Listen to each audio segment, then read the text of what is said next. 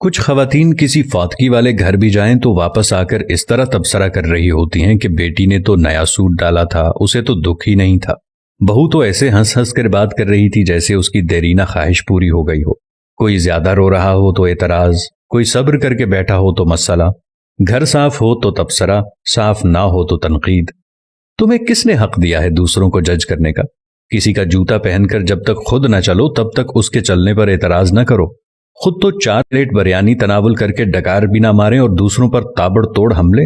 خدارا رحم کریں، کم از کم سوگ میں شامل نہیں ہو سکتی تو بلا وجہ ان کی عزت بھی نہ اچھالیں۔ یہ وقت سب پر ہر گھر میں آنا ہے اور آتا ہے۔ ہمارے مرد حضرات بھی کچھ کم نہیں، 2 لفظ تعزیت کے تو ٹھیک طرح سے بولنے نہیں آتے اور سیاسی تھیٹر ایسے سجا کے بیٹھ جاتے ہیں کہ فاتگی پر نہیں الیکشن کیمپین پر آئے ہوں۔ جس کے سر سے باپ کا سایہ اٹھا ہے کوئی اس کی بھی تو دل جوئی کرے، اس کے غم کا مداوع بھی تو کوئی، لیکن ہمیں کسی کے غم سے کیا؟ ہم تو رسم دکھاوا کے لیے گئے ہیں۔ ہماری بلا سے کوئی مرتا ہے تو مرے، ہم تو پوچھیں گے کہ بھائی جی کھانے کا انتظام ہو گیا نا؟ کتنی دیگیں بنوائی ہیں؟ 6 دیگیں تو کم ہیں، برادری بھی ہے، محلے داری بھی ہے۔ وہ بیچارہ باپ کے سوگ کو بھول کر اس پریشانی میں لگ جاتا ہے کہ کہاں سے قرض پکڑوں، کیونکہ کھانا صحیح نہ بنایا تو باتیں ہوں گی۔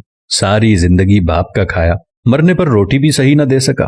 ہمیں سوچنا ہوگا کہ کون لوگ ہیں ہم۔ مسلمان تو دور، کیا ہم انسان بھی ہیں؟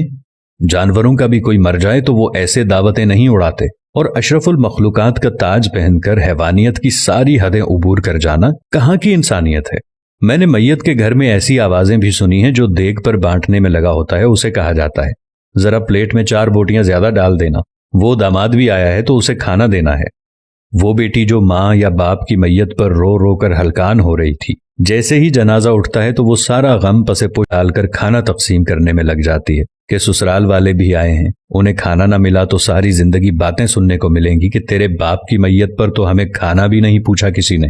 میں نے اس بات پر بھی تبصرے سنے ہیں کہ سالن میں تو تری یعنی گھی ہی نہیں تھا، ہماری پلیٹ میں تو بس شوربہ ہی آیا۔ ہم بحیثیت معاشرہ ظالم بن گئے ہیں۔ خوشیاں تو کجا، ہم نے مرگوں کو بھی اپنے شریکے پورے کرنے کے لیے ایونٹ بنا لیا ہے۔ جب میں کہتا ہوں الہی میرا احوال دیکھ، حکم ہوتا ہے بندے ذرا نامہ اعمال دیکھ۔ کچھ سوال آپ کے ضمیر کے دروازے پر چھوڑ رہا ہوں۔ کیا ہم فطیدگی کے کھانے کا بائیکاٹ نہیں کر سکتے؟ کیا ہم بھوک لگنے پر بازار سے کھانا نہیں کھا سکتے؟ کیا ہم گھر میں ایسا اصول نہیں بنا سکتے کہ خاندان میں کوئی کسی کی فطیدگی پر نہیں کھائے گا؟ سوچئے گا ضرور۔ اگر میری کسی بات یا عمل سے کسی بھائی یا دوست کو کچھ ناگوار گزرا ہو تو ان سے نہایت ادب و احترام سے معذرت۔ اب یہ ہم پہ ہے کہ ہم اس بات کو آگے پھیلاتے ہیں کہ محض